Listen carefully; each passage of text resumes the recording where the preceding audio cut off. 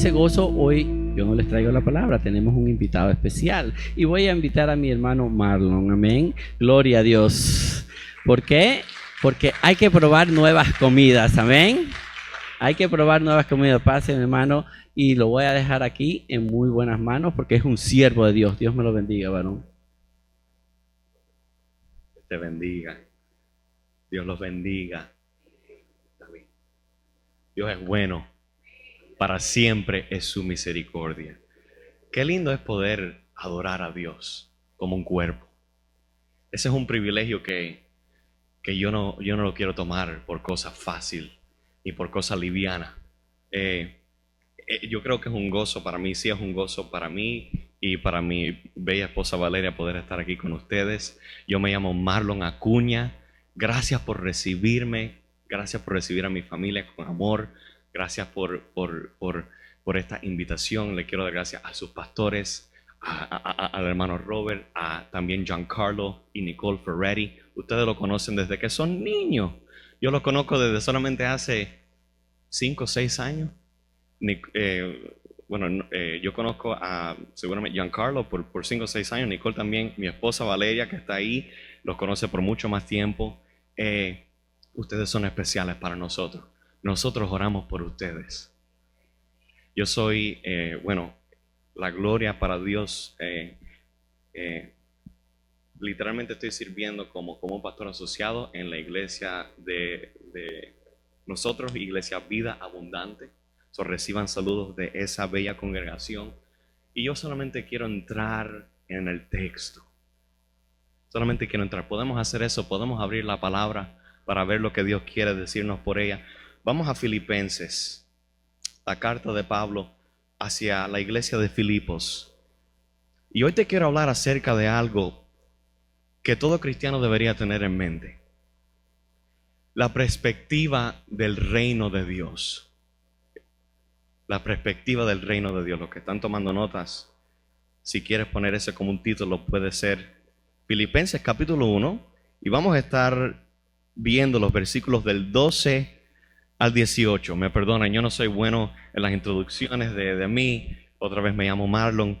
Yo quiero entrar en la palabra de Dios. Eso es lo que es el néctar, la palabra de Dios. Estamos ahí, Filipenses 1, de los versículos 12 al 18. Aquí es donde nos vamos a quedar. Si nos podemos poner de pie para reverenciar la palabra de Dios. Ella es viva, ella es eficaz. Dice la palabra que ella es más cortante que cualquier espada de doble filo.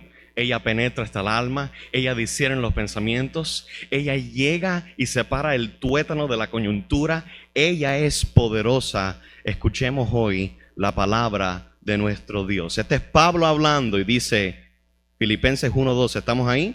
Quiero que sepáis, hermanos, que las cosas que me han sucedido han redundado más bien para el ¿qué?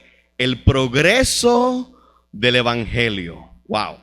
De tal manera que mis prisiones, o sea, el apóstol estaba en un lugar encadenado. Literalmente el contexto es que Pablo está en Roma. Él está literalmente encadenado junto a un soldado romano bajo el arresto, bajo casa. Y él está escribiendo esta carta a una iglesia que él amaba y dice, de tal manera que mis prisiones se han hecho patentes en Cristo. ¿Dónde? En todo el pretorio y a todos los demás. Y la mayoría de los hermanos cobrando ánimo. Aquí yo vine aquí hoy para decirte que tú tienes que cobrar ánimo esta mañana. Que la jornada es larga, que Dios está con ustedes, que el apóstol Pablo que está hablando aquí, lo estamos leyendo, su testimonio sirvió para que los hermanos cobraran ánimo, que tuvieran ánimo porque el evangelio sigue impulsando para adelante, porque mi Cristo vive, resucitó con poder. Y él dice a la mayoría de los hermanos, ellos estaban cobrando ánimo en el Señor con mis prisiones. Y mira lo que las prisiones provocaron en el creyente. Esta es la perspectiva del evangelio, del reino. Se atreven mucho más a hablar la palabra sin temor. Algunos, a la verdad, predican a Cristo por envidia y contienda, pero otros de buena voluntad. Y unos anuncian a Cristo, versículo 16, unos anuncian a Cristo por contención, no sinceramente, pensando añadir, ¿qué? Aflicción a mis prisiones. Pero los otros, como estamos cantando esta mañana, los otros que no predican el evangelio por contienda o por ambición personal, lo predican, dice Pablo, por amor. Porque de tal manera amó Dios al mundo, que envió a su Hijo unigénito, para que todo aquel que cree no se pierda, mas tenga vida eterna. Esa es la motivación de nosotros hoy. Pero los otros por amor, 17, sabiendo que estoy puesto para la defensa del evangelio. Y aquí es donde Pablo está abriendo su perspectiva. Mira, 18. ¿Qué pues? Que no obstante, de todas maneras, o por pretexto o por verdad, Cristo es anunciado. Y en esto, como lo estábamos cantando esta mañana, me gozo. La iglesia Cornerstone, la piedra angular, se goza que Cristo está siendo predicado, que almas se están salvando. En esto me gozo y me gozaré aún. Padre, gracias por tu palabra. Padre, gracias porque ella es poderosa. Gracias porque ella es espada. Gracias porque tu Espíritu está aquí entre nosotros. Gracias porque esta congregación reconoce que estamos fundados, nuestra fe está fundada bajo la piedra angular que es Cristo. Predicamos a un Cristo y este crucificado. Ayúdanos a nosotros hoy a no solamente ser oidores de tu palabra, sino ser hacedores de ella, para que podamos tener un fundamento, que tú cambies, si necesitas hacerlo, Espíritu Santo, hoy nuestra perspectiva para poder estar enfocados en Cristo, el autor y el consumidor de nuestra fe. Ayúdanos, Espíritu, a poner nuestros ojos en Cristo. Ayúdanos, Señor, cambia, como estábamos alabando y adorando tu nombre hoy, cambia el corazón de piedra y pon corazón de carne, que quiera alabar tu nombre, decir un gloria a Dios, decir aleluya, caminar en rectitud y en santidad como tú lo demandas, Cristo. En el nombre de Jesús, los tuyos, tu iglesia que tú redimiste, ora y dice amén y amén. El texto que vamos a estudiar, pueden sentarse mis amados hermanos. El texto que vamos a estudiar, vamos a meditar hoy, él tiene una aplicación inmediata y relevante en la vida del creyente de hoy. Muchas gracias. Es un texto bello porque Pablo, como estaba diciendo, escribe a una iglesia en Filipos acerca de un cambio de enfoque que debe tener lugar en el cuerpo de Cristo y tiene que cumplir un propósito este cuerpo. Somos un cuerpo, somos el cuerpo de Cristo, Él es la cabeza, Él es nuestro maestro, nosotros somos sirvientes, somos embajadores de Cristo. Él nos ha mandado con una misión, con un recado, con unas buenas nuevas. Y Pablo aquí en Filipenses 1 se está acercando a esta bella iglesia, él encadenado. Y él quiere darles un enfoque del progreso del evangelio, de poder experimentar un gozo irreemplazable que no se puede quitar, porque el gozo del Señor, nuestra fortaleza es, porque es en ese gozo, en medio de las dificultades donde Pablo se encontraba, es que él podía decir, me gozo y me gozaré aún, no en medio de mi circunstancia, no en medio que estoy encadenado junto a este soldado centurión romano. Me gozo porque los hermanos están cobrando energía, están cobrando de nuevo, están predicando sin terror, sin orgullo personal. Ellos están haciendo un labor que la iglesia del 2024 tiene que seguir laborando. Esta prioridad piadosa y bíblica no solo es una locura poco realista. La realidad, hermanos, como ustedes todos saben, que cada vez que nosotros salimos a la calle, las cosas se ponen de mal en peor. Para poner un ejemplo básico, pero ilustre, estaba viendo los reportajes por las noticias de los Juegos Olímpicos en París. Y ya por viendo los rostros, algunos de ustedes, ya ustedes saben a lo que yo me refiero. El ataque es directamente contra la fe cristiana. El enemigo no tiene ya cara, como dicen en muchos de nuestros países. El enemigo no tiene cara y los ataques son tan directos, son tan violentos, tienen un propósito tan malvado. Y Pablo ve el panorama de una iglesia que necesita estar enfocada en el propósito del evangelio. ¿Cuál es el necesitar de nosotros? Al encontrarnos en medio de esta vida que tiene tantos desiertos, en medio de una vida tan cruel, la realidad que siempre surgen dificultades, el pecado original, como ustedes saben, ha dejado una huella que el mundo todavía está sediente. El mundo está sediente de solamente el agua de vida que Cristo puede proveerles. El mundo necesita lo que tú tienes que decir. El mundo necesita que el Espíritu Santo llene nuestras bocas, porque ¿cómo creerán si no les he enviado un predicador? Cuán bello, dice el profeta, cuán bellos son los pies de aquellos que anuncian el evangelio. ¿Cómo espera Dios? Las preguntas de este texto que vamos a ver hoy. ¿Cómo espera Dios que lidiemos con estos dilemas intermediables? ¿Qué se necesita para que los creyentes permanezcan enfocados en una perspectiva del reino? En esta epístola, los creyentes son confortados por la vida y el ministerio de un hombre que él se autodenomina. Él está escribiendo y él dice: todo lo he llenado del evangelio. Desde Ilírico, fui a Jerusalén, fui a Macedonia, todo lo he llenado, dice él, para la gloria de Dios, lo he llenado de un mensaje solamente. Pablo no tenía dos mensajes. El mensaje que él traía era las buenas nuevas, el evangelio. Evangelion en el griego, que significa buenas de gran gozo. Cuando se le presentaron los ángeles a aquellos pastorcillos, cuando Jesús estaba apenas de ser nacido por la Virgen María, esos ángeles le dijeron a los pastores: hay buenas noticias. Os ha nacido hoy en la ciudad de David un niño que no es otro niño como todos los demás.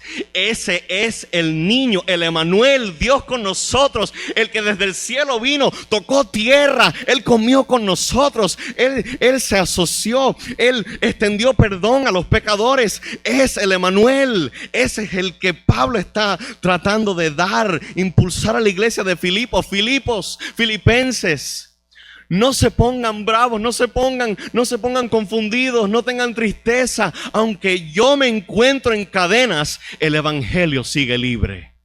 Nadie en la historia puede encadenar el evangelio de Cristo. Han tratado. El apóstol Pablo escribe a la iglesia de Filipos acerca de la importancia del enfocarse en el progreso del evangelio y poseer un gozo a través de una perspectiva del reino. Nuestra perspectiva tiene que cambiar. Es Dios quien está trabajando activamente, porque ¿no es verdad que Cristo dice: mi Padre siempre está trabajando y yo, su Hijo, siempre estoy trabajando también?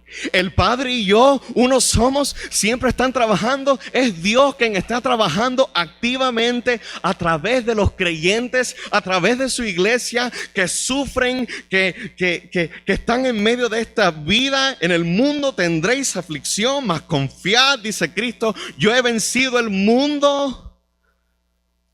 Y es aquel Cristo que da esa promesa, que utiliza al apóstol y dice: aquellos creyentes que sufren, porque en el mundo tendremos aflicción.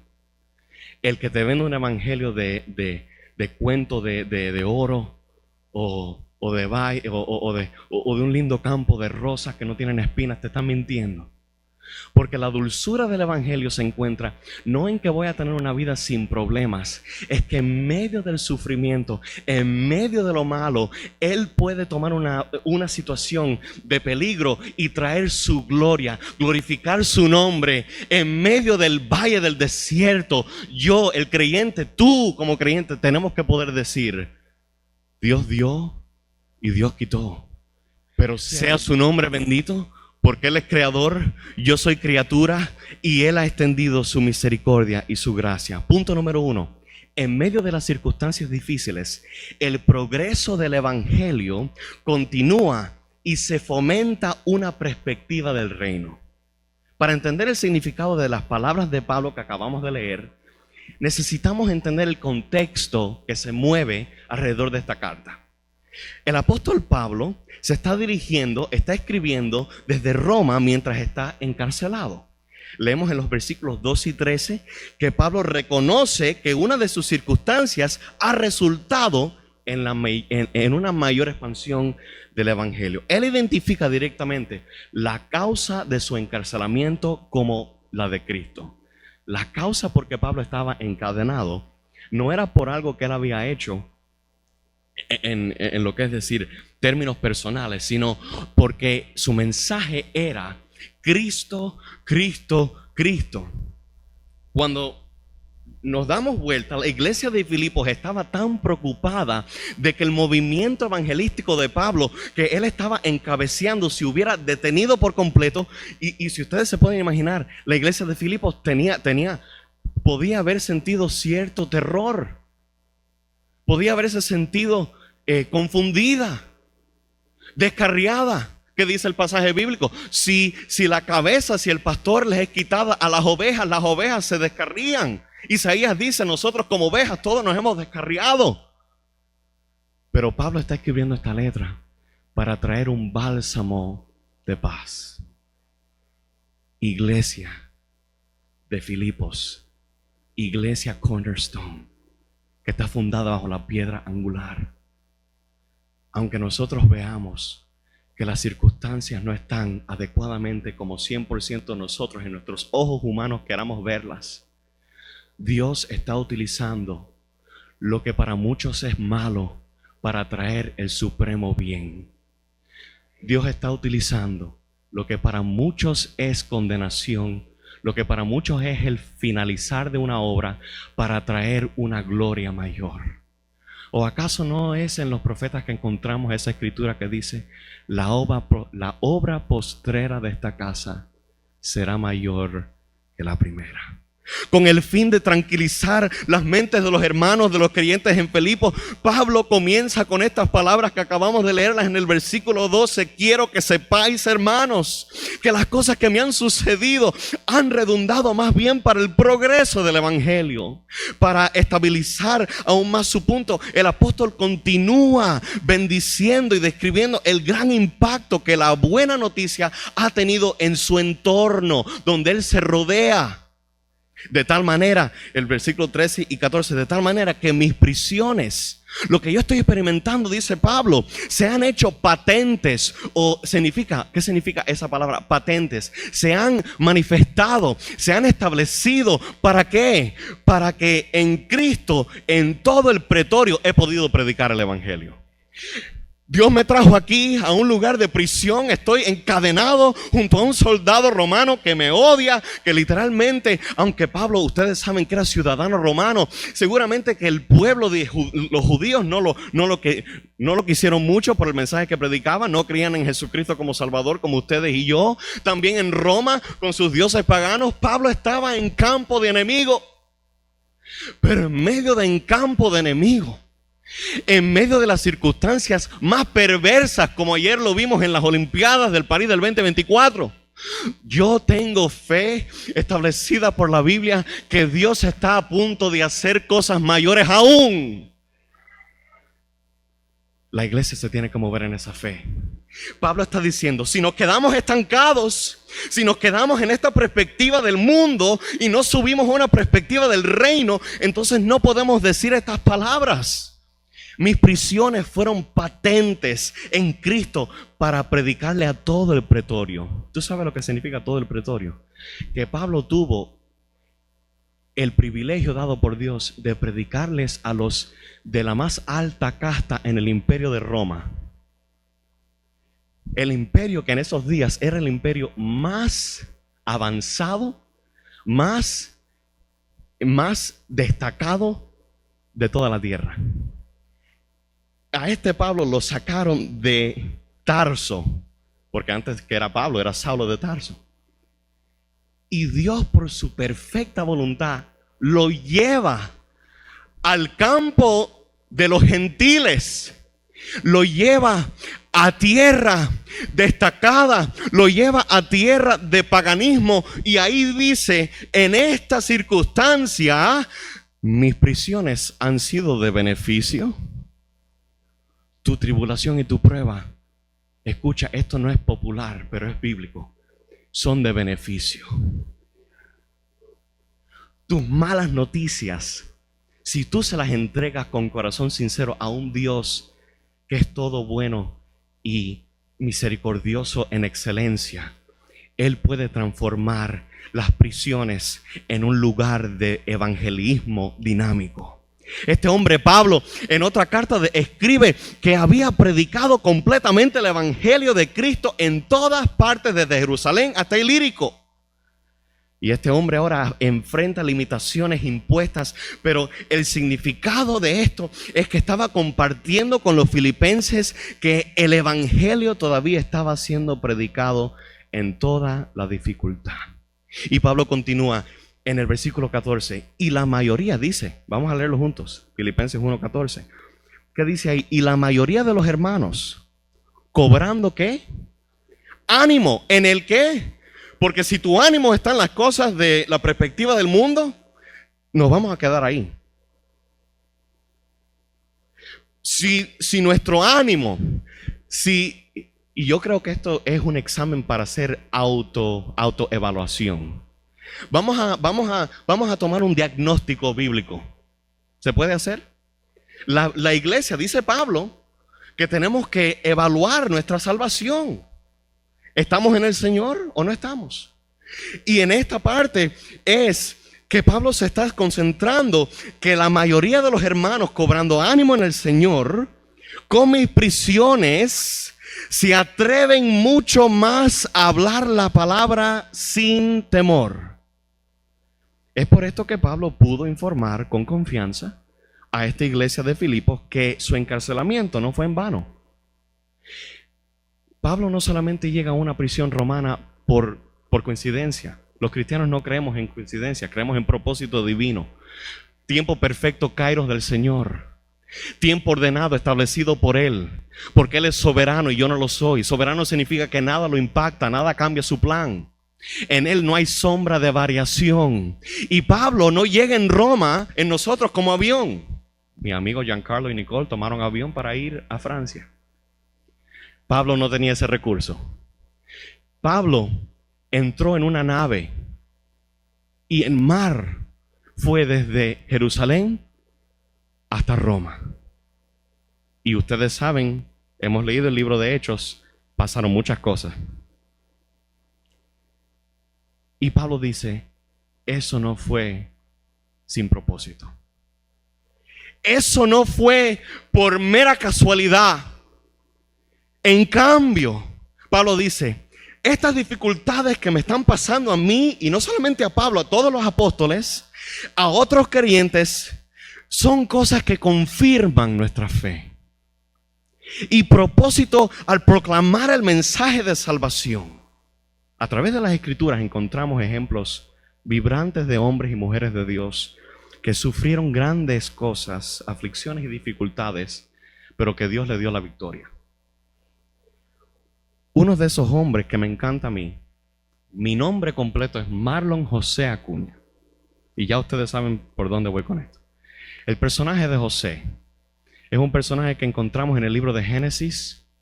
José, ustedes saben un poquitico de su trayectoria. José es vendido como esclavo a los egipcios por sus propios hermanos. La palabra dice que Jacob, el padre de este José, este muchacho que fue vendido a los 17 años como esclavo a una nación pagana, egipcio, que tenían dioses que no eran el Dios verdadero de los hebreos. Los hermanos, dice la palabra, que lo odiaban y que lo vieron venir desde lejos. Y como el papá le había dado, ustedes saben, la túnica de muchos colores, el papá tenía un favor especial con este José. José llega a Egipto y trabaja en la casa de un tal Potifar, el general de todos los escuadrones de seguridad de Faraón. Y entonces José sube, le da el favor, porque en medio de las circunstancias de esclavitud Dios le dio favor. En medio de las circunstancias de prisión, de encadenamiento, Dios da favor. Y Dios sube a José, lo exalta, lo pone en favor bajo los ojos de Potifar, y Potifar lo pone sobre el mando de todo lo que él tenía.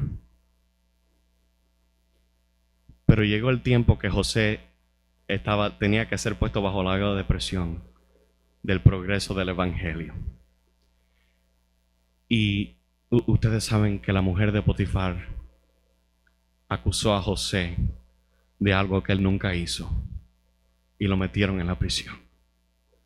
Y en medio de la prisión, ese José, que fue llamado desde los hebreos, traicionado por sus hermanos, llevado a un lugar de cautividad en Egipcio, ese mismo José fue de gran edificación en esa prisión. Dice la palabra de Dios. Mira lo que pasa cuando los creyentes están en Cristo. Mira lo que pasa. El favor de Dios te sigue. En medio de la tempestad, el favor de Dios nos sigue, porque es una gracia sobre gracia, es una misericordia tras misericordia. Y José se encuentra en la prisión y el carcelero principal le da la autoridad a José sobre todos los prisioneros. Lo pone en comando, lo pone en autoridad, lo exalta. No fue el carcelero, fue Dios. Y José, hay hambruna en la tierra. José sale de la prisión. Estoy yendo rápido para poder conectar este punto. Sale de la prisión y él se encuentra con los hermanos que lo traicionaron. Y el versículo clave que me encanta de la historia de José es Génesis 37:18. Los hermanos de José estaban pensando que ellos iban a pagar, iba a haber condenación por sus acciones. Y José, como el que está en control, tenía toda la autoridad para matarlos a ellos. Pero en vez de sacar la espada de condenación, José pronuncia estas palabras. Por favor, escuchen. Cuando ellos lo vieron de lejos, los hermanos de José, antes que llegara cerca a ellos, conspiraron para matarle. Pero dice, sí, ese es Génesis 50, estas son las palabras de José, perdón. Vosotros pensasteis mal contra mí, mas Dios lo encaminó a bien, para hacer lo que vemos hoy, para mantener en vida a mucho pueblo. Lo que José está declarando ahí es que en medio de la circunstancia de peligro, Dios puede trastornar, Dios puede hacer un cambio de enfoque. Comencé hablándote del enfoque, de la perspectiva del evangelio.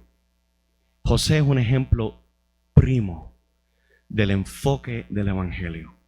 El enfoque de José no era para matar y destruir, era para bendecir y dar abundantemente. Porque de gracia habéis sido dados, ahora de gracia dais también. Esa es la perspectiva del evangelio. A través de una comprensión bíblica se ejemplifica en la vida del apóstol Pablo. Pablo, debes darte cuenta, nos tenemos que dar cuenta que la vida cristiana solo puede vivirse poniendo toda nuestra confianza en la persona de Jesucristo. No hay otra vía. Él es el que nos ha librado del pecado. Pero más bien, la verdadera libertad de Pablo no se encontraba en un querer salirse de las cadenas. La verdadera libertad de Pablo fue en la convicción que fue producida por el Espíritu Santo de que en su encarcelamiento, en una situación tan frustrante, tan sin esperanza, la luz del evangelio brilló más. Punto número 2.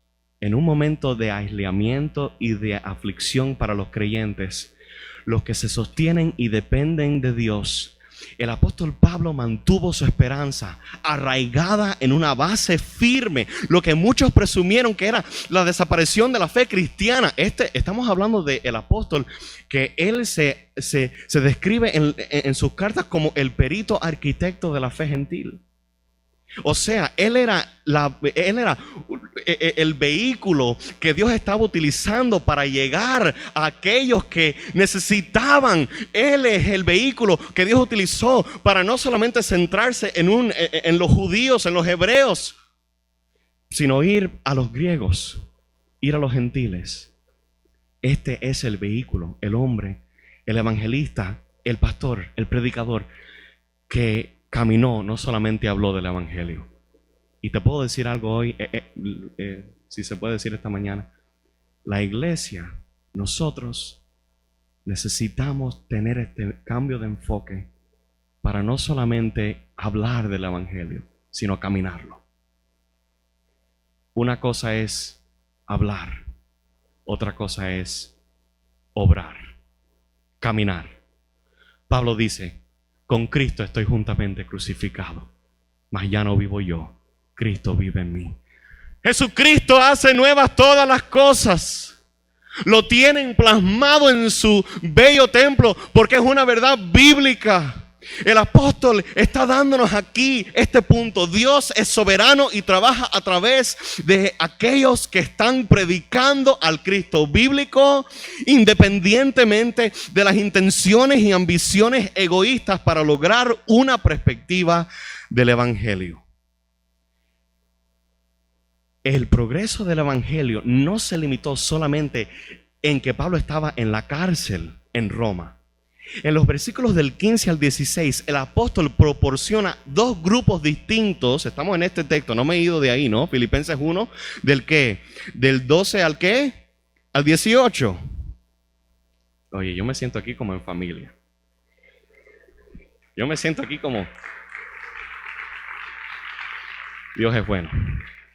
Pero mira lo que dice: el progreso del evangelio no se limita a uno que está en cárcel. El apóstol Pablo en los versículos del 15 al 17 proporciona dos grupos distintos. Algunos que predican a Cristo porque por envidia y por lucha, y otros que también predican pero de buena voluntad, fundados en el amor. Lo que acabamos de alabar y glorificar a Dios, que nosotros no somos aquellos que entramos por las puertas de la iglesia con una ambición personal, sino que en vez de entrar con ese tipo de mentalidad, nuestra perspectiva cambia y nos damos cuenta que estamos aquí para darle toda la gloria, la honra y la alabanza al único que se la merece, al Rey de Gloria, al Señor de señores, al Rey de reyes, a la piedra angular, a la fundación de esta iglesia. Aquellos que predican el evangelio desde una buena voluntad son alimentados por una cosa y una cosa solamente. Y dice el apóstol Pablo que tres son las cosas, los fundamentos de la fe cristiana: la fe, la esperanza y el amor.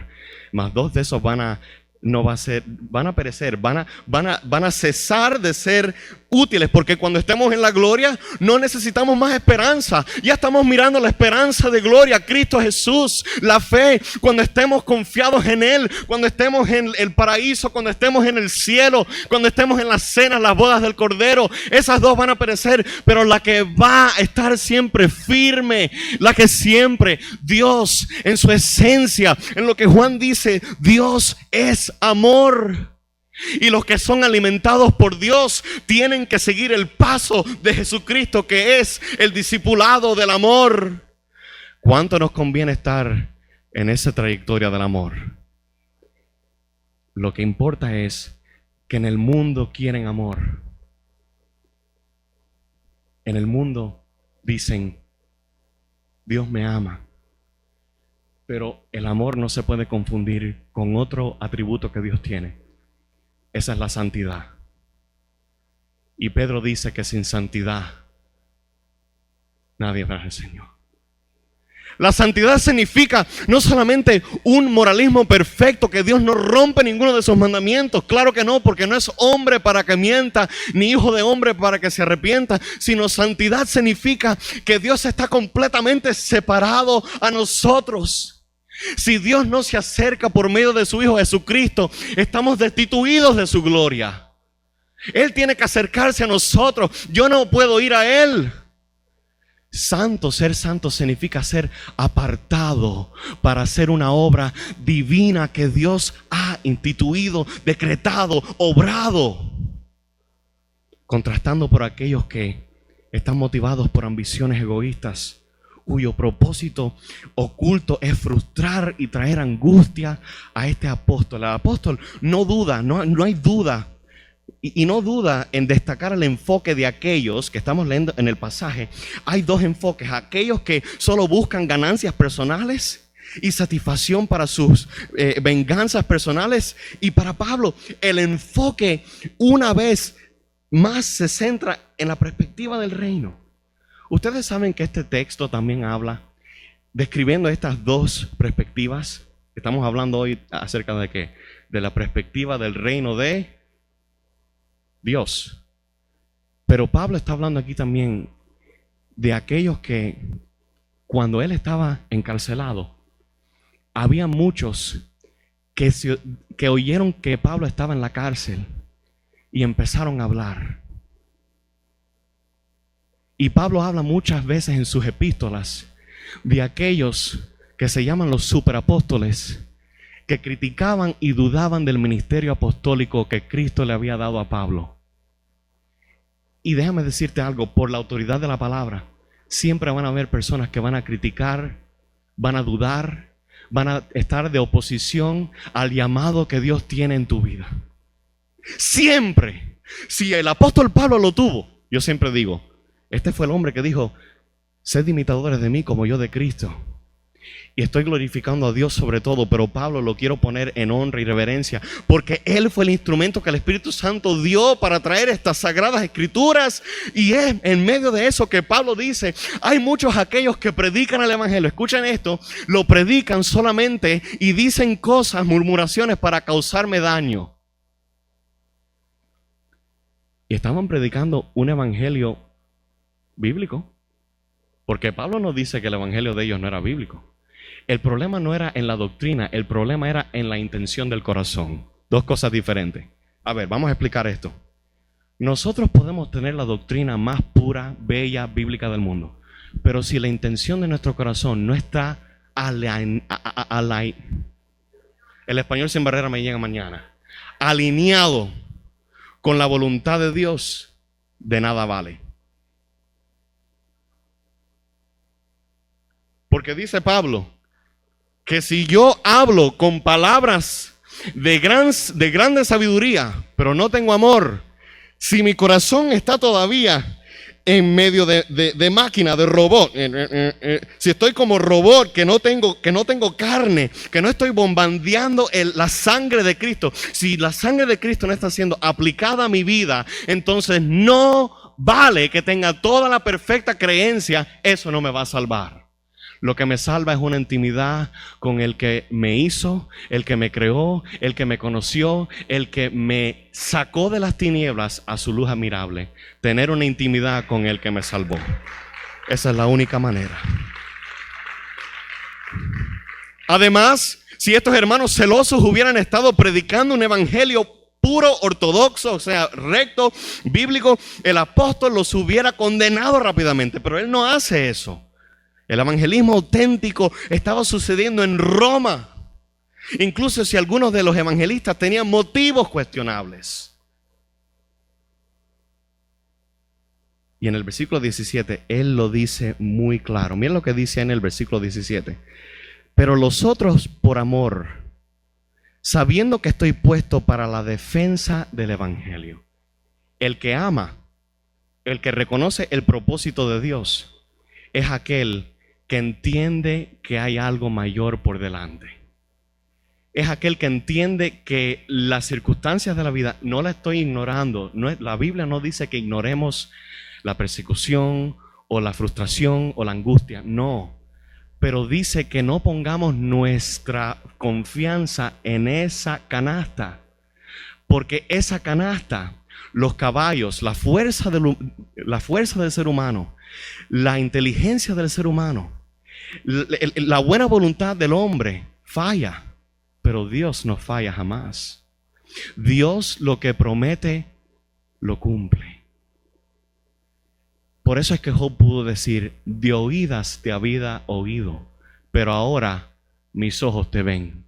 Lo que antes yo oía y yo en obediencia daba sacrificios, pero ahora cuando tengo esta intimidad contigo, cuando te veo cara a cara, cuando estoy expuesto bajo tu juicio, estoy expuesto bajo lo que estás haciendo, y cuando digo de juicio no estoy hablando que Dios estaba juzgando a Job, estoy diciendo que Job se encontraba en aflicción perpetua para él en la mente humana, y Dios lo saca de eso y le pregunta: Job, ¿estabas tú ahí cuando yo hice los fundamentos de la tierra? Cuando separé las aguas, cuando separé los abismos, cuando yo ejercí mi poder como soberano creador. Job, ¿estuviste ahí? Cambia tu perspectiva, Job. Y cuando Job cambia la perspectiva, que se deja el enfoque en lo que le estaba pasando y mira a Dios por quien Él es, creador, sustentador de toda la creación, Él dice: ahora te puedo ver. Y la única manera que el creyente, bajo la gracia de Dios, puede ver como Job vio, es que la persona divina del Espíritu Santo tiene que morar en ti.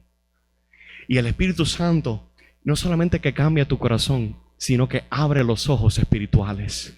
Lo que antes estaba muerto, lo que antes estaba de Lázaro, ustedes saben cuando algo está de Lázaro, que hiede ya, está putrefacto. El Espíritu Santo tiene que meterse y hacer lo que este Pablo experimentó. Pablo dando su testimonio, estaba en camino a una ciudad llamada Damasco, y de repente vi una luz que sobrepasaba la luz del sol, y me caí de mi montura y escuché una voz diciéndome: Saulo, Saulo, ¿por qué me persigues? Ese es el momento cuando Saulo se encontró con el propósito del evangelio. Hay un momento cuando tú tienes que decir: ya no vivo yo. Hay una satisfacción que Pablo toma sabiendo que aquellos que lo hicieron para el mal contra Pablo, aquellos que estaban hablando mal contra él, están siendo utilizados para promover lo que es verdadero, lo que es bondad suprema y amoroso. Aunque ellos estaban predicando por contienda, por ambición egoísta, Dios todavía utiliza esa predicación para que el nombre de Cristo se promueva, se escuche, se crea. Y eso todavía pasa hoy. Aquellos críticos de tu fe y de mi fe, que le encantan sentarse en los lugares públicos y hablar mal del cristianismo, Dios los utiliza para que el nombre de Cristo sea esparcido. Porque alguien escucha que esa gente están hablando mal de la fe y se ponen a investigar, se ponen a buscar, se ponen a indagar. Y ese es el problema. Ahí es donde está el peligro. El peligro en el buen sentido de la palabra. Que cuando las personas comienzan a indagar de ese Cristo, el Cristo de Galilea, el Cristo de Nazaret, se encuentran con el que dio su vida por ellos. Y ya no son iguales. Hasta aquellos que están predicando por ambición personal, Dios lo utiliza. Además, Pablo también muestra que el enfoque apropiado del reino no está satisfecho en la identidad de ninguno de los dos grupos. Las reacciones y opiniones positivas o negativas, la reconciliación espiritual es a través del Hijo de Jesucristo, la única esperanza. Y dice en el versículo 15 y 16, algunos, a la verdad, predican a Cristo por envidia y contienda, pero otros de buena voluntad. Los unos anuncian a Cristo por contención, por pelea, para tratar de hacer mal, no sinceramente, pensando, dice Pablo, añadir aflicción a mis prisiones. ¿Te has encontrado con esa gente? Tienes que orar por ellos, tenemos que orar. Jesús nos dice que tenemos que orar por los que nos persiguen, bendecir a los que nos maldicen. Pero te has encontrado con aquella gente que estás en el piso, estás herido, estás fracasado, estás en una derrota y te dan otra vez la patada para terminarte. Eso es lo que esta gente querían hacer con Pablo. Pablo estaba, aunque él tenía la perspectiva del reino, ellos se pensaban que Pablo estaba ya terminado. Y yo, por el Espíritu, cuando estaba tratando de estudiar este pasaje, el Espíritu Santo estaba poniendo una convicción en mí que quizás esto es solamente para los que crean que están ahí y solamente para exhortarles bíblicamente. No ha terminado. Cuando estamos en la peor posición de angustia, Dios no ha terminado. Dios es el mismo ayer, hoy y por los siglos. Si estamos aquí en esta tierra, es para avanzar esta visión que Pablo siempre defendió. Él dice, yo defiendo, estoy aquí para defensa del evangelio. Aquí vemos el efecto de la cruz de Cristo realmente tuvo en Pablo. La cruz tiene que tener un efecto en el creyente. Fue su misión de vida ser usada por Dios para traer salvación a través de la necesidad de su predicación. Dice en 1 Corintios 1:18, porque la palabra de la cruz es locura a los que se pierden, pero a los que se salvan, esto es, a nosotros, a ti y a mí, es el poder de Dios. ¿Cómo Pablo encadenado va a darle más importancia a la cadena romana que al evangelio de poder? ¿Cómo Pablo en medio de las circunstancias donde estaba para muchos terminado, ya tu ministerio terminó, Pablo, ya no vas a ser útil para más nada, estás aprisionado, ya te cerraron la boca? Y cónchole, como el enemigo Satanás, que el Señor lo reprenda, le encanta cerrar la boca de los cristianos. Te digo algo, apoyándome en la autoridad de la palabra, si el enemigo cierra nuestra boca, hay derrota. No dejes que el enemigo cierre tu boca. No dejes que el enemigo apague la luz, el don del fuego que Dios, el Espíritu Santo, ha avivado en ti. No dejes que ese fuego se apague, porque cuando ese fuego se apaga, el enemigo está ganando ventaja. Pero estamos aquí hoy, escuchando la palabra de Dios que nos dice la perspectiva: mantengan en alto el baluarte del evangelio de poder. La misión de esta casa no ha cambiado. El nombre no ha cambiado. Y han escogido un nombre que tiene longevidad. ¿Se dice así? Longevity. Que tiene duración. Porque esa piedra angular, nadie va a poder contra ella. Las puertas del Hades no prevalecerán contra la iglesia. Y eso no es solamente cuando nos encontramos aquí el domingo o en otro día de culto. Eso es que cuando tú estés caminando por las calles, ten tu cabeza, escúchame, ten tu cabeza por alto, porque tú sirves al Dios, al Rey de gloria. Se acabó, estamos en días, y me estoy yendo del panorama, para hacer aplicación, estamos en días donde ya no hay tiempo para perder. Ahora es tiempo que nosotros, los de fe, estemos marchando por el mundo con cabeza levantada, porque tenemos la autoridad del Espíritu Santo y la palabra a nuestro favor. Me encanta esa canción que dice: estamos rodeados por nuestro enemigo. ¿Lo han escuchado? Señor, tú nos haces ver que los que rodean a nuestro enemigo son miles de ángeles a nuestro favor. Está tomando de un pasaje de los profetas, cuando uno de los profetas se veía completamente rodeado de enemigos, y el profeta ora a Dios: Señor, permita que mi siervo vea que los que están rodeando a los enemigos son las millares y millares de ángeles a nuestro favor. Si nuestra vista espiritual se abriera por un minuto, por un segundo, por un milisegundo, lo que tú quieras ver, y si podamos ver las legiones de ángeles que están aquí en este lugar ahora mismo. Aunque nosotros no andamos por vista, andamos por convicción. La convicción bíblica es que Cristo está aquí. Él está aquí, Él mora en mí, Él mora en ti. Solamente te quiero dejar con esto. Han habido a través de la historia de la cristiandad varios ejemplos de, no solamente ejemplos bíblicos como José, como los hijos de Jacob, como Daniel, que pasaron tribulación y angustia. Pero a través de la historia, la iglesia ha dado ejemplos por la misericordia de Dios, que la iglesia sigue adelante, que sigue fuerte.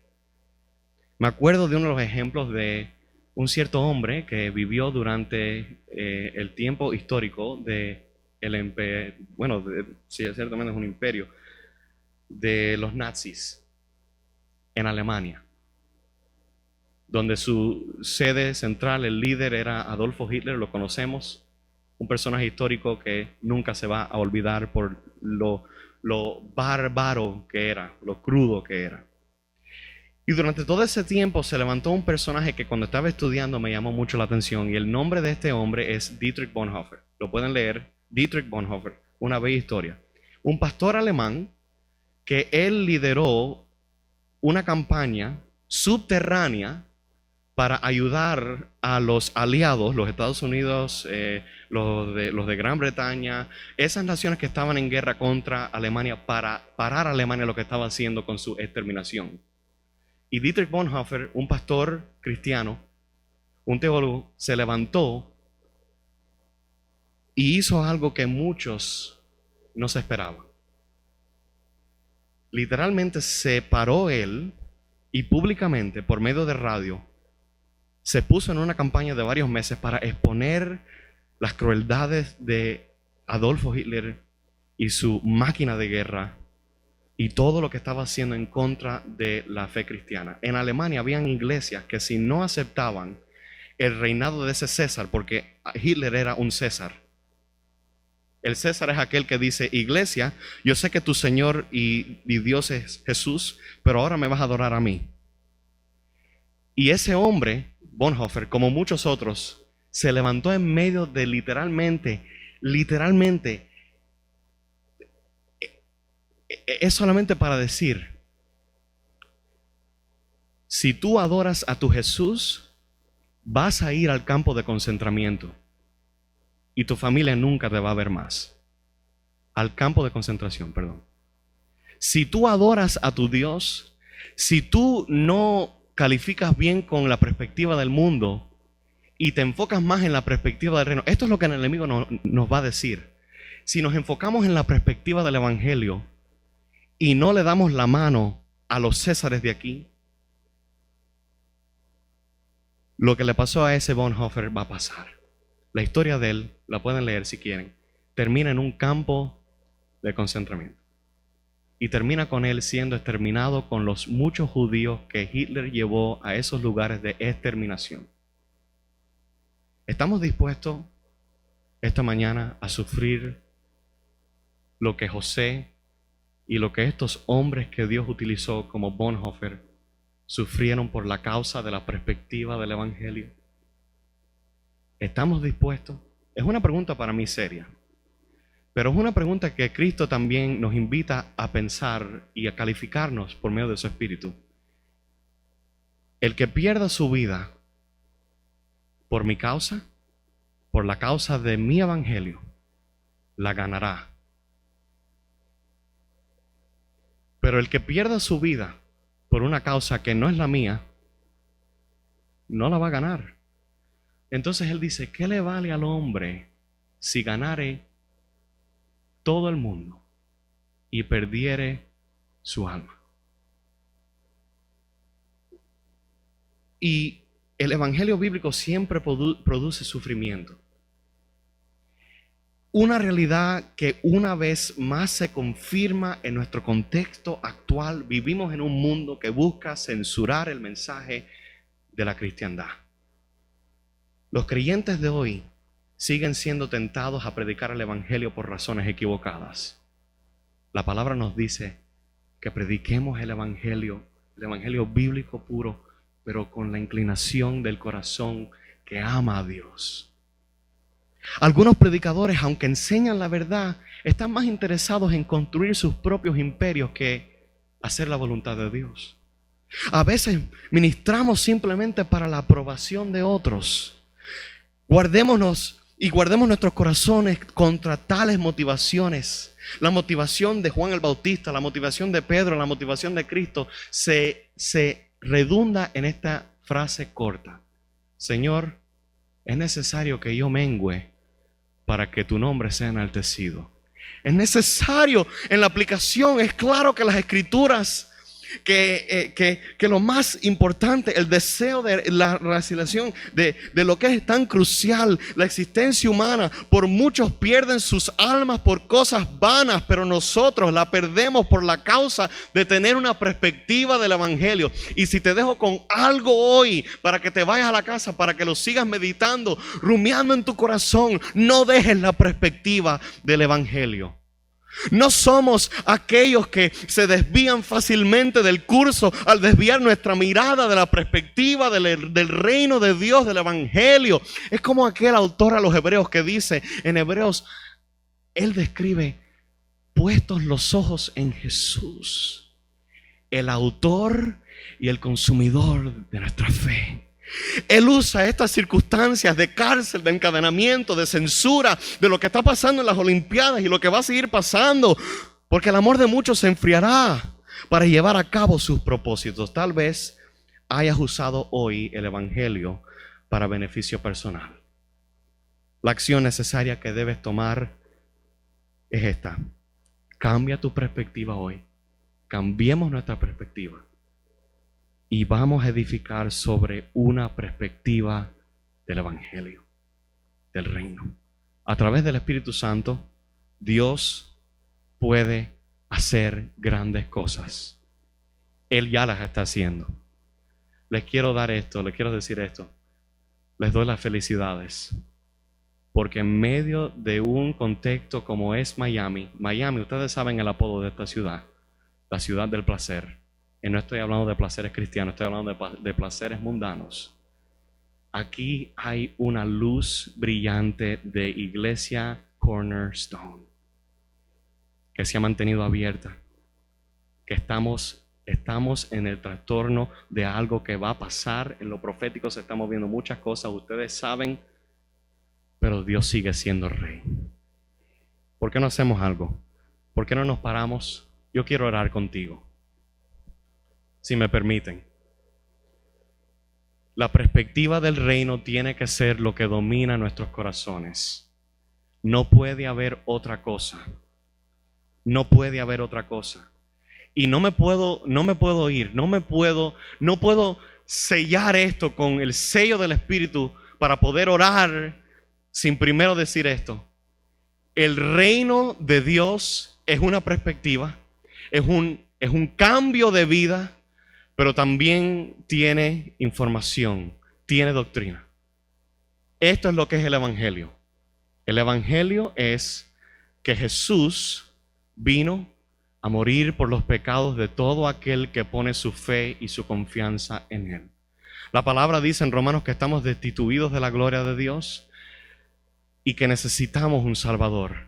Dios tiene ley: no adulterarás, no darás falso testimonio, honra a tu madre y a tu padre. Toda la ley, conocemos los 10 mandamientos. Esa ley es vigente. O sea, si rompemos la ley, estamos en desobediencia al Dios que es santo, que es separado de todo. Él es perfección moral. Y yo solamente quiero que inclinemos nuestros rostros. Si hay alguien que está aquí que no ha puesto su confianza en Cristo Jesús, por favor, confiésalo hoy como Salvador. Levanta tu mano, solamente quiero orar contigo.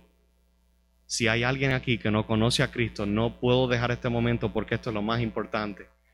La convicción de tener un Salvador, un Señor, de tener una perspectiva del evangelio. Padre, gracias porque ahora mismo tú estás en medio de nosotros. Padre, gracias porque tú eres el que está convenciendo, Espíritu Santo, los corazones, y tú sabes aquellos de nosotros que necesitamos cambiar un poquitico más hoy nuestra perspectiva de una del mundo para una del evangelio, para estar juntamente crucificados con Cristo. Gracias, Padre. Gracias, Señor, por tu palabra, porque tú vas a hacer que baje desde los pensamientos de la mente a ser ampliada en el corazón. Padre, ahora mismo oro, si hay alguno aquí que no te conoce, que no tiene una intimidad contigo, que no te ha conocido salvíficamente, que tú ahora mismo metas tu mano, que tú ahora mismo perdones pecados, Padre. Y si tú estás escuchando esto y necesitas perdón de pecados, solamente di: Jesucristo, te reconozco como mi Señor y mi Dios. Soy pecador, he roto tu ley, Necesito salvación eterna. Necesito que tú me limpies de toda mi maldad. Pongo mi fe y mi confianza en ti. Creo que tú viviste una vida santa y perfecta, que tú fuiste a la cruz, moriste por mí, que tú resucitaste al tercer día y que tú ascendiste a estar a la diestra de Dios el Padre y que tú hoy oras por mí, intercedes por mí. Gracias, Espíritu Santo. Te recibo en mi corazón como mi único Dios y mi Rey, en el nombre de Jesús. Amén y amén.